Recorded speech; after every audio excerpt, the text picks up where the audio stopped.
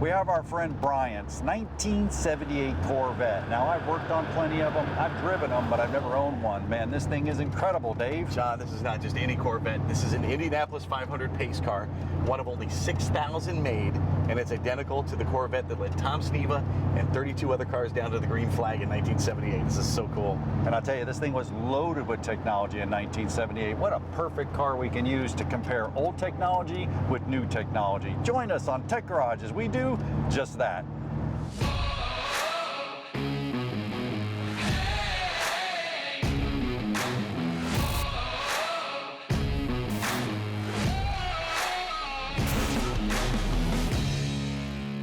Welcome to the high-tech studios of Tech Garage. And Dave, high-tech's the word, man. We like to look at the evolution of the parts, and our audience does as well, man. Cars have evolved, my friend. In such a short time. They've only been around for 120 years, and we've gone from the first cars, the Benz going, a few miles an hour, and now we got cars going 250 miles an hour. Road cars. Yeah, massive technology that made that happen. But here's kind of a cool example, Dave. Look at this mess, man. 1978, I couldn't even imagine being back then. I mean, you got a 350 engine on there, pushing, what, 185 horsepower? If you got the good one, you got 220, buddy. You are really on top of your game. What about the new one, my man? The new one's amazing. Now, remember, the Corvette that we have is from 1978. 1977 was the first time somebody qualified at 200 miles an hour at Indianapolis. Tom Sneva did it. Well, guess what? A stock Corvette today goes 194, almost the speed of an Indy car. Back in the 70s here. Makes 495 horsepower and 470 pound-feet of torque. So that can really get it. And that's just right off the showroom floor. Amazing. And I was souping up my car going to the track, man. I got that thing to 14s. I thought I was flying, Dave, in 1978. Look at the Corvette's quarter mile at 15.2 at 95 miles an hour. Hang on, brother. That was moving. Now you can do the quarter mile in 11.2 seconds in a stock Corvette. 0 to 60 in under 3 seconds. That'll put you back in the seat. But there's a price to pay for that, Dave. I could have got that Corvette for about 10 grand back in 78. Not the case today, my man. In fairness, though, that was a lot of money back in 1978. I guess you're right, yeah. But it's a lot of money now, too. The coupe is $71,000. And if you want the convertible, almost $79,000. And that's a lot of money. But I'll tell you what, technology has changed immensely. Let's talk about ignition systems, Dave. Back in the day, you're familiar with that. Yeah, you got it. We had points, and then went from there to electronic ignition, and then to a distributor with an electronic pickup here. Yeah, that was complex. And then we had a distributor on those Corvettes. Everybody remembers the old OptiSpark up under the water pump. What a disaster that was. Then we went to distributor-less ignition systems. Love that. You don't have any moving parts. The distributor and coils were remote. We're down to coil on plug now, Dave. I couldn't even imagine going from this to that mess and having to work on it. I cannot wait to see what is under here, man. Oh, it's the Quadrajet. 4 barrels on that carburetor, man. Best technology in the world right here, man. 70s technology. Man, I can't imagine it getting any more complex than that. John, we talked about spark, and of course an internal combustion engine needs spark, it needs fuel, and it needs air. And for 50 years, this is the way the air and the fuel were mixed. This is a carburetor, and of course you know it from the old days. And when you hit the throttle here, it opens the butterflies and it dumps in the fuel and the air, and the mixture, not all that precise, but computers came along, and that's when we got to the throttle body. It's essentially a carburetor with a computerized injector on it. So now, when you hit the throttle, the computer knows exactly how much fuel's going in, so it matches that with the air, and you've got a perfect mixture. Absolutely. Then we did away with those altogether. As good as they got, well, no, we went to direct injection and we went to multi-port injection. Let's start with multi-port injection. You can see the fuel rail right here, and then we put an injector in every one of the cylinders, but we put them on top of the intake valve. So we're at the engine's mercy of vacuum kind of when the intake valve opened to get it down in there. But boy, we were precise. We were right on top of it. We thought we were doing great. Then we went to direct injection. Now, direct injection goes right in the cylinder. Now, you think about that. You have about 100 psi of combustion, so we have to overcome that with pressure. So we take a fuel pump from the system, we bring about 40 up to the mechanical fuel pump, and then this thing pumps 3,000 psi in that system, man. That's a gasoline laser cutter. Boy, that's a far cry from that junk back in 1978. All right, thanks, man. Can you believe the fuel filter actually goes inside the carburetor on this thing? It's so crazy complex. It has to be complex. It's putting through 3 pounds per square inch of pressure. Huge. It's got to be because it's sucking in so much air. We got to push the fuel in now. And speaking of that, look at this. Check out this ignition, man. It's computer controlled. There's so much electricity going on in there from that computer. We have to have this electricity shield. Whoa, that's far out. Can you imagine if a whole car was computerized? Man, that car would be as big as a house. Well, Dave, computers have come a long way. We went from an ECM, engine control module, to a powertrain control module, which controlled the engine and the transmission, to a vehicle control module that controlled the whole vehicle, to individual modules. You could have 40, 50, 60, 70, 80, 90, Dave. Woo, there's some computers on these cars today. That is a lot of CMs right there. But it all started in 1984 with this guy here, Onboard Diagnostics 1. Yep, OBD1. And OBD2 is what's in cars these days. This was what started it all, though. Here's the computer itself, and then this is called the PROM. This card inside is the programmable read-only memory card. So we called it the PROM.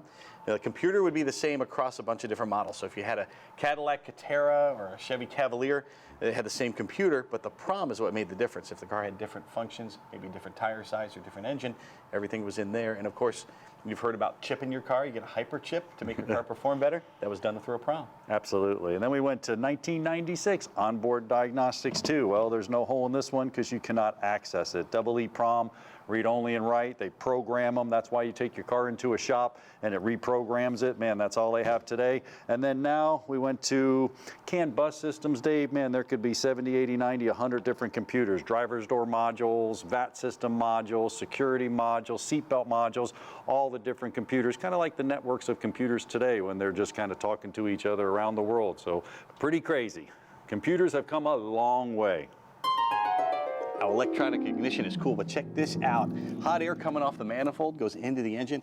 Hot air's got to be better, man. Give you more power, gets rid of all the emissions issues, too. Nice. That saves the trees. I love trees. I saw one of these cars on Chips last night. Groovy. And that was a good show with too many commercials. Yeah, you think there'll be commercials in the future? Tech Garage, presented by RockAuto.com, is brought to you by RockAuto.com. All the parts your car will ever need.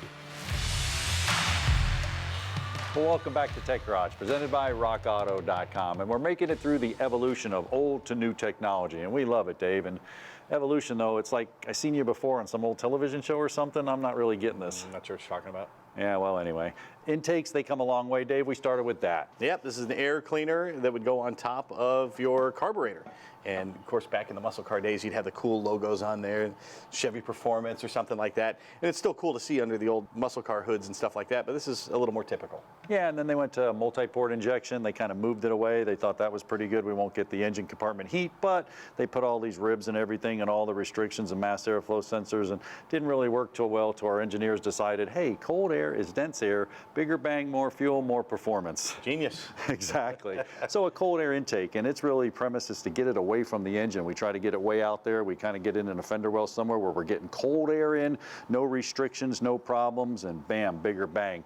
Then we went to the dual plenum, and you can see this animation here where it actually switches from long runners to short runners depending on the engine's driving capabilities and what you're doing, and boy, it's optimal today. Not like it was back in the 70s.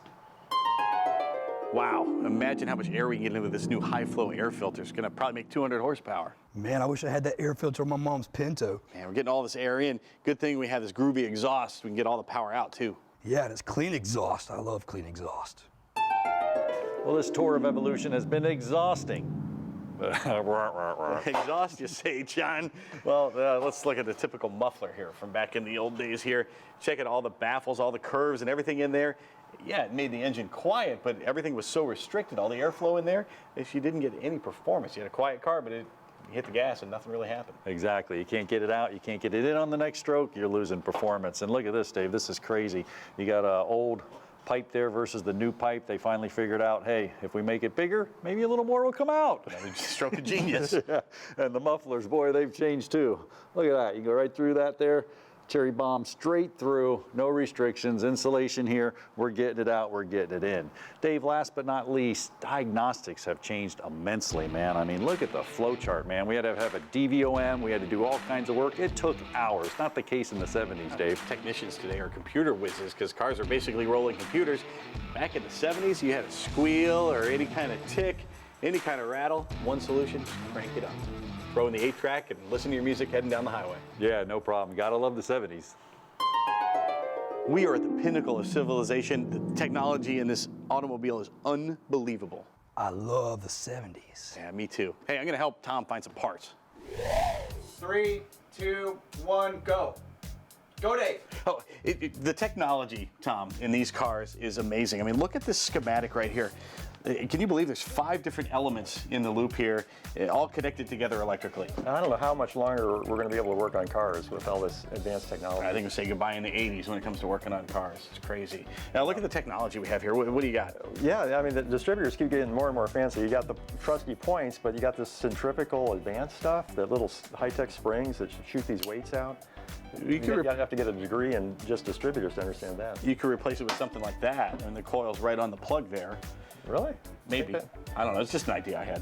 Have you patented it yet? Or? I don't think it's going to catch on. I don't think it's a big deal. I don't either. Yeah, so carburetors there, those are complicated. Yeah, even the trusty carburetor, they're putting like thermostats on the chokes and vacuum lines, and how are you going to keep up with that? I don't know. What if you could take the fuel and inject it right into the cylinder, like with something like that? Each cylinder would get one of these? Or? Every cylinder maybe gets one, and it injects it right in there. What would you call it? Fuel squirter? Did you patent this? No, I don't think anybody's going to care. I don't think it's a big deal. I don't either. Yeah, I mean, there's so many parts available these days. And look at this, the stack of catalogs. It's endless. And you can find any part you want. Yeah, a few hours, few days, you can find what you need there. And we've got everything organized, all the parts there, labeled by suspension and brakes and stuff we haven't sorted yet. Yeah, if we don't have them here in the parts room, you can find them here in the trusty catalog. It'll take you just a few weeks to get the parts your car needs. Now, what if we could get all this information to folks at home? Maybe they have a big party line, everybody's on, and they can call for parts like this. So everybody on the party line interacts with each other, and they're experts in their own catalog, and they can tell you what's on their shelves. And yeah, and the only thing I could see that's complicated is there'd be this web of wires all over the place, like a worldwide web of just a mess of stuff. So I don't know how you can pull that off. Yeah. What would you call it? I don't know. Well, while we're thinking about that, we're going to go to commercial. This one from Braniff Airways. We'll be right back with more Tech Garage presented by RockAuto.com. What does that mean?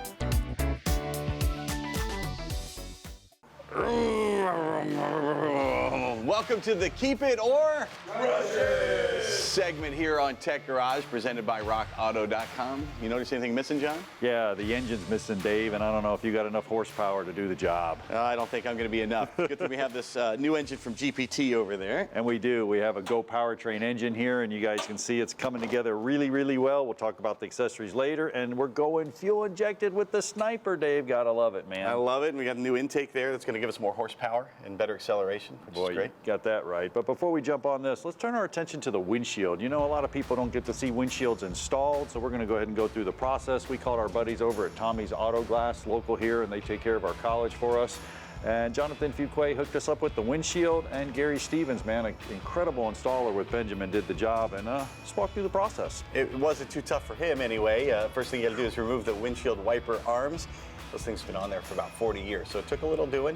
Got a little pick in there to pry the little clips, and they came off. Yeah, and we removed the cowling, Dave. We didn't have to, but they went ahead and removed the cowling, so we could just clean it up. You know, it's an old truck, get it all cleaned up, and it gave us better access to the trim. It was just an easier way to do it. And that trim, there's a lock seal around there, so the molding around there was holding the windshield in, and it's brittle, it's old. The seals are the first thing to go, so we knew we were going to throw that out. We didn't have to be too gingerly with it. Yeah, and then the gasket that actually is around the windshield, we went and cut that all the way around.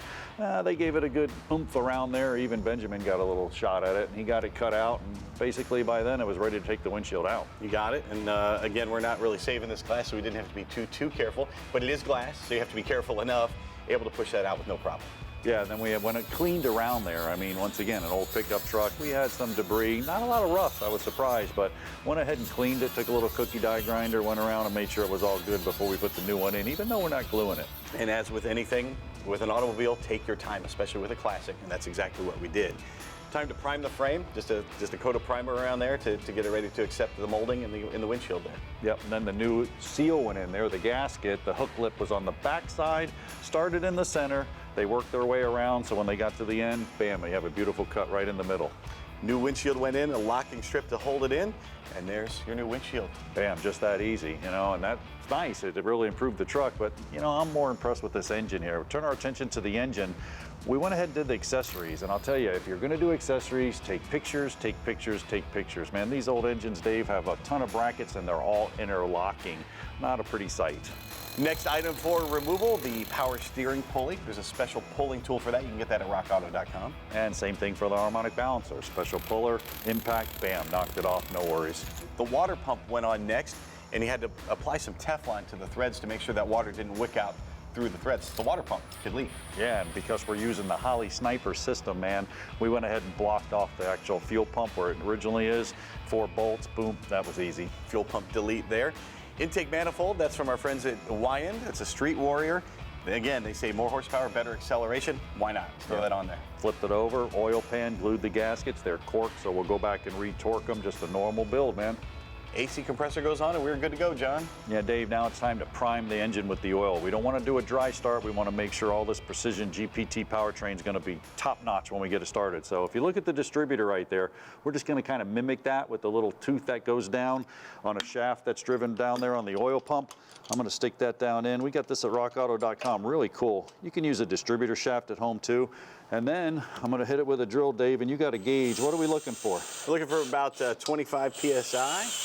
And we have achieved 25 plus PSI. Perfect. All right, we'll go ahead and run it for a while and lubricate all the bearings. Great thing to do so you don't have a dry start.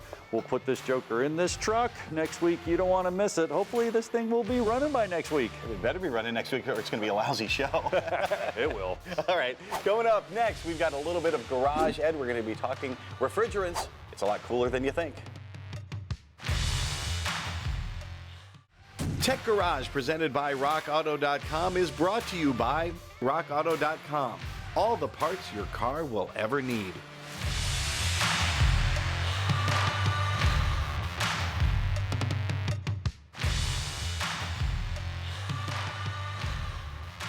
Welcome back to Tech Garage, presented by rockauto.com. Well, we made it to the Garage Ed segment, and in this one, we're going to talk about air-conditioned refrigerants and air-conditioned oils. That's an important part. I think back to when I was driving, we had R12. We used to call it Freon.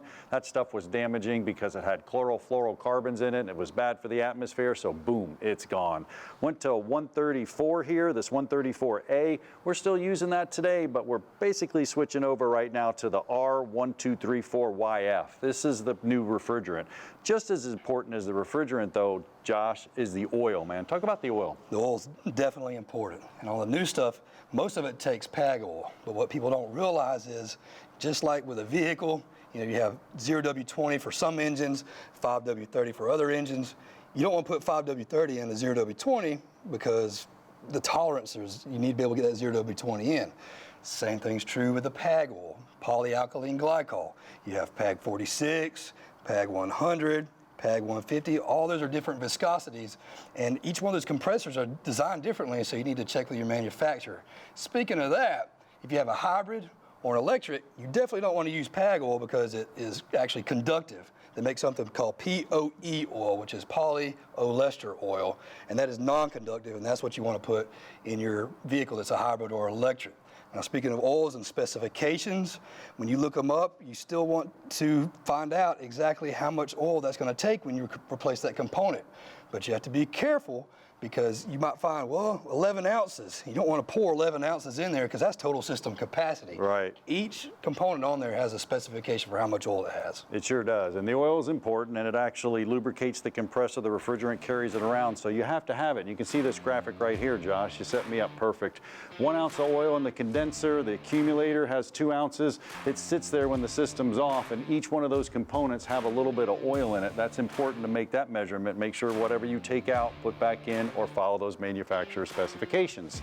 Now on the refrigerant side, you can see up there, you may find it on your accumulator, you may find it actually on the firewall of the car, you may find it up on the bulkhead, but it may be somewhere on there. If it's not, check your service manual. Always follow the manufacturer specifications. And Josh, as far as recharging a system, how do the pros do it?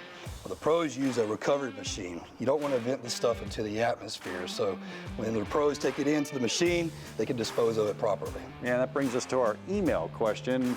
We got Brian here wrote in, and he said, are those AC recharge cans you buy at the store worth it? Now, I think they're graded to tight. You can put some refrigerant in there, but boy, here at Tech Garage, we're following the manufacturer specification. Josh, you just laid it out. I mean, oil is just as important, that has oil in it. The type of refrigerant is just as important, that has refrigerant in it. What's your take on the can? Sometimes the cans actually have additives in there that you actually don't want in your system. And a lot of people think, well, it's not blowing cold like it used to. Must be low in refrigerant. So they go get one of these cans, they fill it up. This one looks nice. It has a gauge. It's just specifically for the low side.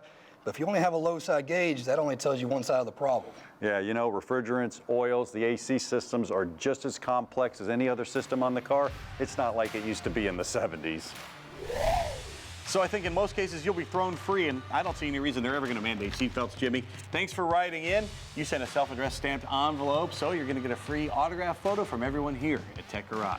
You know, we made it through the 70s, but we'll be back next week with more Tech Garage brought to you by Rock Auto. .com.